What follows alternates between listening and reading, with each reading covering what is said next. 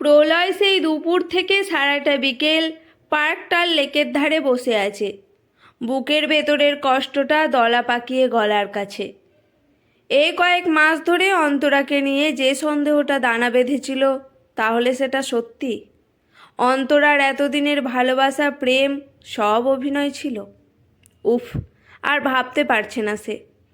টুং করে ফোনে মেসেজ নোটিফিকেশন ঢুকলো। অন্তরা এফবিতে ছবি দিয়ে তাকে ট্যাগ করেছে। তার আর অন্তরার একটা মিষ্টি মুহূর্তের ছবি।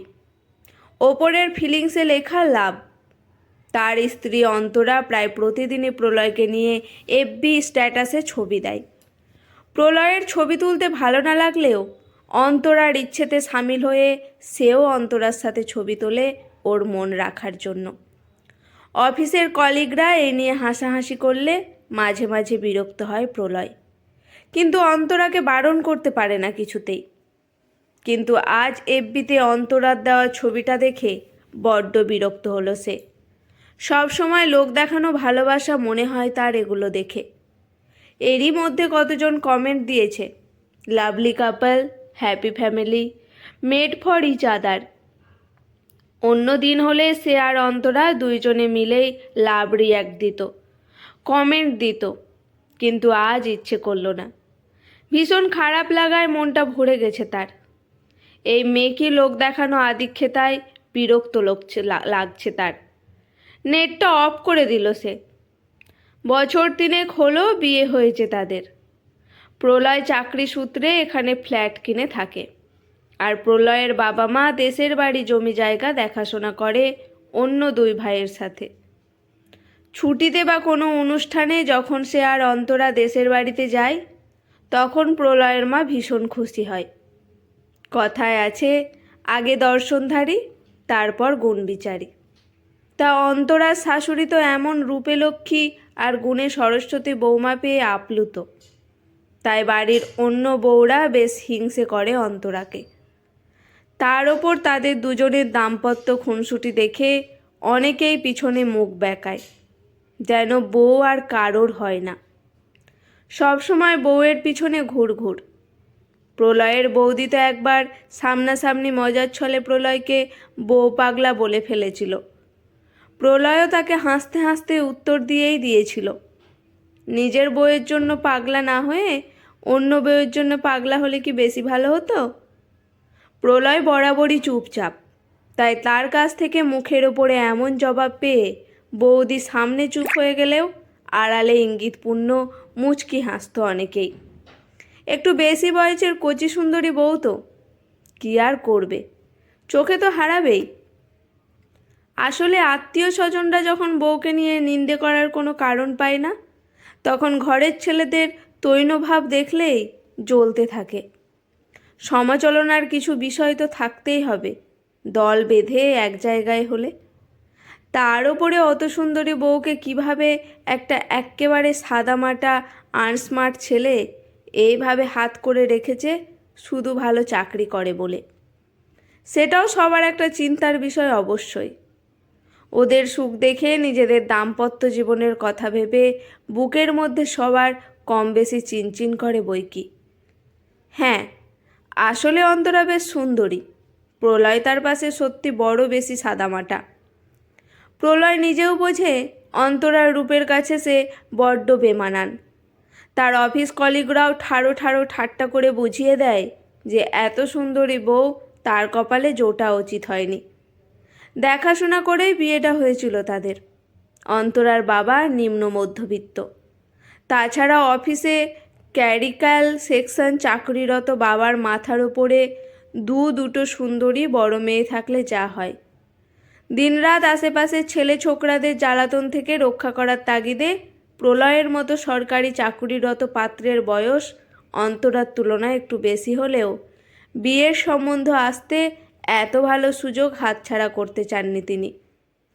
প্রলয় সারা জীবন নিজে স্কুল কলেজের মেয়েদের থেকে শত হস্ত দূরে থাকত, কারণ সে জানত মেয়েরাও তাকে বিশেষ পাত্তা কোনোদিনই দেবে না। তাই সে কোনোদিন সময় নষ্ট না করে শুধু পড়াশোনার দিকে মন দিয়েছিল। অবশেষে সেই চাকুরিজীবী প্রলয়ের জীবনে এমন সুন্দরী বউ জুটল। বলাই বাহুল্য, অন্তরাই তার একমাত্র প্রেম। অন্তরা ছাড়া সে এক মুহূর্ত ভাবতেই পারে না। অন্তরার হাসি, তার হাঁটা চলা, তার কথা বলার ভঙ্গি, বাঁকা চোখে তাকানো, সব কিছুতেই প্রলয় মুগ্ধ। সেই মুগ্ধতার রেশ আজ বিয়ের 2 বছর হলেও বিন্দুমাত্র কাটেনি। সে নিজে সাদামাটা থাকলেও সুন্দরী বউয়ের ইচ্ছেগুলো সব পূরণের চেষ্টা করত। নিজেকে উজাড় করে দিত ভালোবাসায়। অন্তরার একবার কিছু পছন্দের জিনিসের কথা জানতে পারলেই হলো, কারণ নিজের পছন্দের জিনিস হাতে পেলে অন্তরার মুখের যে মোহময়ী হাসিটা ফুটে উঠত, সেই হাসির জন্য সব কিছু করতে পারে প্রলয়। হয়তো এইভাবে অন্তরার কাছে নিজের সাদামাটা রূপের ঘাটতিটা মেটাতে চাইতো সে। কিন্তু বিগত বেশ কিছু মাস ধরে বড্ড সন্দেহ হচ্ছে তার। অন্তরার জীবনে সেই কি একমাত্র পুরুষ? দিনরাত এক সূক্ষ্ম অশান্তি তার মনের মধ্যে। যদিও অন্তরাকে সে বুঝতে দেয় না একটুকুও যে কতটা মানসিক অশান্তিতে আছে সে। অন্তরাকে কিছু জিজ্ঞেসও করতে পারে না। মিথ্যে সন্দেহ করলে অন্তরা কষ্ট পেতে পারে সেই ভেবে। তাই কতদিন সে পাশে ঘুমন্ত অন্তরার মুখের দিকে তাকিয়ে খুঁজে দেখেছে আর ভেবেছে, এই শান্ত নিষ্পাপ সুন্দর মুখটার মধ্যে কি কোথাও কোনো গূঢ় রহস্য থাকতে পারে? অবশ্যই এইসব ভাবনার পিছনে একটা কারণ আছে। তাদের ফ্ল্যাটে প্রলয়ের মামাতো ভাই রাহুল এসেছে মাস 6 হলো। রাহুল এখানে পাশে একটা কর্পোরেট কোম্পানিতে সদ্য জয়েন করেছে। প্রলয় নিজের মামা মামিকে ফোন করে এই প্রস্তাব দিয়েছিল যে সে থাকতে শুধু অন্য জায়গায় রাহুল ভাড়ায় থাকবে কেন, ভাই তার কাছেই থাক, পরে না হয় কিছু ব্যবস্থা করা যাবে। অন্তরাকে সে বিশ্বাস করতে চায় মনে প্রাণে, কিন্তু তবুও যেন কোথাও সে বিশ্বাসে ধাক্কা খায় যখন দেখে তার চোখের অজান্তে রাহুল অন্তরা গাঢ় গায়ে চিমটি কাটে, কখনো চোখ টিপে ইশারা করে, দিনরাত কিছু একটা রহস্যজনক বিষয় নিয়ে হাসাহাসি করে। প্রলয় নিজের মনকে বোধ দিয়েছিল অন্তরা আর রাহুল প্রায় সমবয়সী, হতেই পারে দেওর বৌদিতে খুনসুটি।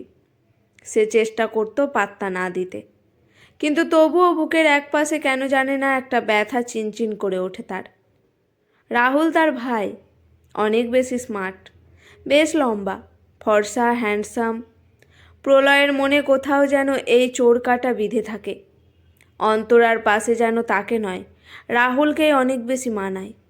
আর এটা ভাবলেই একটা অজানা কষ্টে বুকটা জ্বলতে থাকে তার।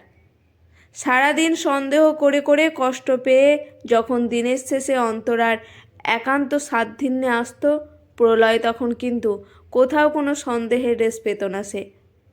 অন্তরার উজাড় করা ভালোবাসা তাকে সব কিছু ভুলিয়ে দিত মুহূর্তে। তখন নিজের ওপর গ্লানিতে ভরে যেত তার মন। কিন্তু পরের দিন সকালে অফিসে গিয়ে আবার সন্দেহের চোরকাঁটাটা বিঁধতে থাকে তার মনে। আজ তাদের বিবাহবার্ষিকী হলেও অফিসে তাড়াতাড়ি ছুটির সম্ভাবনা ছিল না, কিন্তু শেষমেশ বসকে ম্যানেজ করে দুপুর 2টোর পরে ছুটি পেল সে। ভীষণ খুশি হয়ে অন্তরার অনেক দিনের শখ হীরের নাকছাবি, সেটা কিনে আর একগোছা গোলাপ নিয়ে সারপ্রাইজ দেবার ইচ্ছায় প্রফুল্ল মনে বাড়ি এসেছিল। যতদূর সম্ভব কারেন্ট ছিল না বলে কলিং বেলটা বাজালো না, তাই ডুপ্লিকেট চাবি দিয়ে দরজা খুলে দেখল ডাইনিং হল অন্ধকার, জানালা সব বন্ধ। দিনের বেলা এমন অন্ধকার ঘর দেখে একটু অবাক হয়ে বেডরুমের সামনে গিয়ে অন্তরাকে ডাকতে যাবার আগেই ঘরের মধ্যে দেখল অন্তরাকে জড়িয়ে ধরে রাহুল তার ঠোঁটে। দুজনে এতটাই মগ্ন ছিল যে প্রলয়ের উপস্থিতি বুঝতে পারেনি কেউ। প্রলয়ের বুকের ভেতরে দমবন্ধ অবস্থা, কিচ্ছু বলতে পারেনি সে। ফিরে এসেছিল নিঃশব্দে। তারপর সারা বিকাল ধরে সে লেকের পাশে বসে কেঁদেছে আর ভেবেছে কি করবে সে এখন। অন্তরাকে সে খুব ভালোবাসে, তাকে ছাড়া সে কিভাবে বাঁচবে? অন্তরাকে কি কিছু বলবে? কি বলবে? নিজের চোখে তো আজ সব দেখল সে, তাতে কি আর বলার আছে তার? অন্তরা আর রাহুল দুজনেই যে তার বড্ড কাছের, কাকে কি বলবে? অন্তরাকে সে এত বেশি ভালোবাসে যে তাকে কিছু বলতে পারবে না সে। যদি অন্তরা তাকে ছেড়ে চলে যায় তাহলে সে কি করবে? সারাক্ষণ নানান চিন্তায় কষ্টে পাগলের মতো করছিল সে। অবশেষে সিদ্ধান্তে এলো, জোর করে তো আর কাউকে আটকানো রাখা যায় না। অতএব আর এটাও আজ এতদিন মর্মে মর্মে উপলব্ধি করল। সত্যিই তো, তার অন্তরার কী দোষ? সবাই তো বলেই সে অন্তরার সৌন্দর্যের পাশে তার সাদামাটা আনস্মার্ট ছেলেকে মানায় না। অন্তরার ভালোবাসার অভিনয়ের রঙ্গমঞ্চে এতদিনে সেটা ভুলে গিয়েছিল সে। এসব ভাবতে ভাবতে ভীষণ হতাশায় ডুবে যাচ্ছিল প্রলয়, লেকের পাশে বসে। এরই মধ্যে 7টা বাজতেই একবার ফোন এসেছে অন্তরার। সে ধরেনি, ইচ্ছে করেনি। সন্ধ্যা 7:30 বাজে। বাড়ি ফেরা ছাড়া আর উপায় কী? সামনাসামনি হতেই হবে এবারে। বাড়ি ফিরেই কলিং বেল টিপতেই দরজা খুলল অন্তরা। আজকের দিনে প্রলয়ের দেওয়া লাল শাড়িটা পরে তার সুন্দরী বউ। অন্য দিনের মতো প্রশংসা করতে উৎসাহ পেল না সে। চোখ নামিয়ে নিল প্রলয়। অন্তরা ভুরু নাচিয়ে মোহময়ী হেসে জিজ্ঞেস করল, কেমন লাগছে আমায়? বলবে প্রলয়? অন্য দিনের মতো শত চেষ্টা করেও স্বাভাবিক হতে পারল না সে। ডাইনিং হলের দিকে চোখ বোলালো।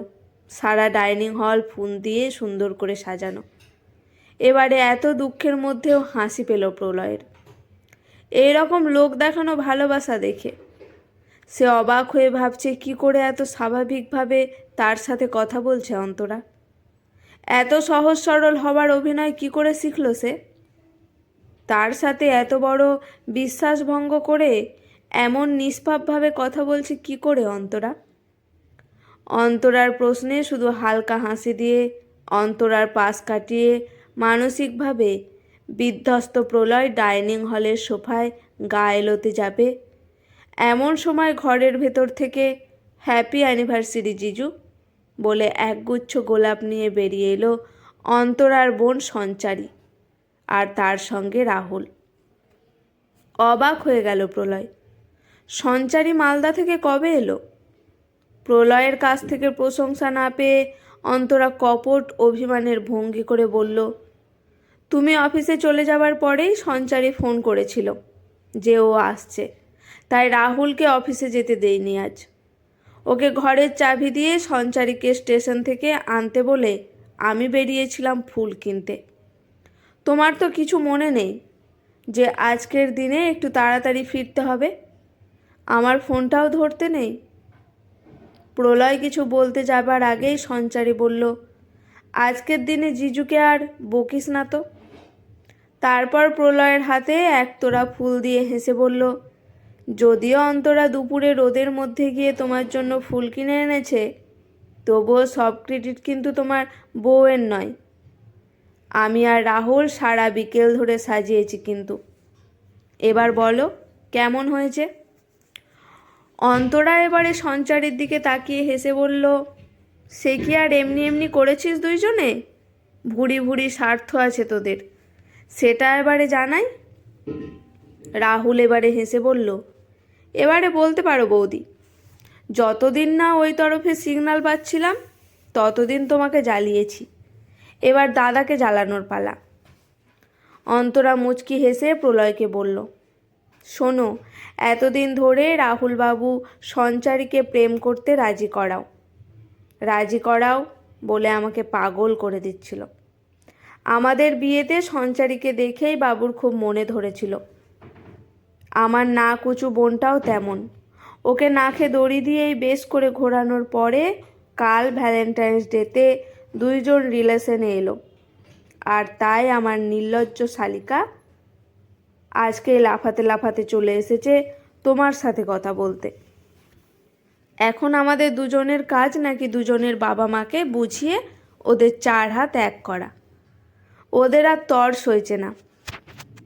প্রলয়ের কাছে সমস্ত বিষয়টা পরিষ্কার হয়ে গেল। বুঝতে পারল কি ভীষণ ভুল বুঝেছিল সে এই কয় মাস। অন্তরা আর সঞ্চারী 2 বোন, 1 ঘন্টার ছোট বড়। দেখতে এক হলেও দুইজনের মধ্যে পার্থক্য বিস্তর। অন্তরার পড়াশোনার প্রতি বড্ড বিরক্তি। সে মাধ্যমিক দেওয়ার পরেই পড়াশোনার ইতি টেনেছিল। স্বপ্ন তার ঘোর সংসারী হওয়া, আর সঞ্চারী পড়াশোনাতে বড্ড ভালো বরাবর। এখনও নতুন চাকরি জয়েন করেছে মালদায়। তার মানে রাহুল সত্যিই বৌদির সাথে এইসব নিয়ে খুনসুটি করত। ইশারায় এসব কথা হতো সব সময়। আর আজ দুপুরে যখন অন্তরা ফুল কিনতে গিয়েছিল, তখন সঞ্চারী আর রাহুল ঘরের মধ্যে একা, আর ঘরের আলো আঁধারিতেই সেই দেখে। সঞ্চারীকে অন্তরা ভেবেছে, ইস, বুকটার ওপর দিয়ে যেন এতদিনের একটা পাথর নিমেষে নেমে গেল তার। ভীষণ আনন্দে হীরের নাকছাবিটা অন্তরার হাতে দিতেই অন্তরা সেই মুক্তোর মতো হাসি হেসে সবার সামনে প্রলয়কে জড়িয়ে ধরল। অন্তরাকে জড়িয়ে ধরে সারাদিনের তীব্র কষ্টের পরে প্রলয়ের বুকটা যেন ভালোবাসায় ভরে গেল। অন্তরা হীরের নাকছবিটা পরে প্রলয়ের সাথে ছবি তুলে এফবিতে গিফট ফ্রম মাই লাভলি হাবি লিখে ছবি পোস্ট করল। রাতে শোবার আগে প্রলয় অন্তরার হাত দুটো ধরে ক্ষমা চাওয়ার ভঙ্গিতে বলল, তোমাকে আমি সন্দেহ করেছিলাম, ক্ষমা করো আমায়। আসলে সবাই এমন বলে। মাথাটা যেন খারাপ হয়ে গেছিল আমার। অন্তরা আলতো হেসে বলল, আমি জানি তুমি কষ্ট পাও, কিন্তু ওরা তো জানে না তোমার মধ্যে কি আছে। যারা আসলে বোকা তারাই বাইরের রূপের পিছনে দৌড়ায়। আজও তাদের কাছে আগে দর্শনধারী, তারপরে গুণবিচারী। কিন্তু আমি তো বুঝেছি সংসার করতে গেলে ওই কথাটা কতটা ভুল। প্রলয়ের বুকে ভালোবাসার রেশ। অন্তরাকে ভালোবেসে জড়িয়ে ধরল সে। এদিকে অনবরত ফেসবুক নোটিফিকেশনে আসছে। প্রলয় আর বিরক্ত হলো না। বুঝলো অন্তরা যেন এভাবে বিশ্ব সংসারের সমস্ত হিংসুটে সমালোচকদের মুখে জোরে থাপ্পড় মারতে চায়।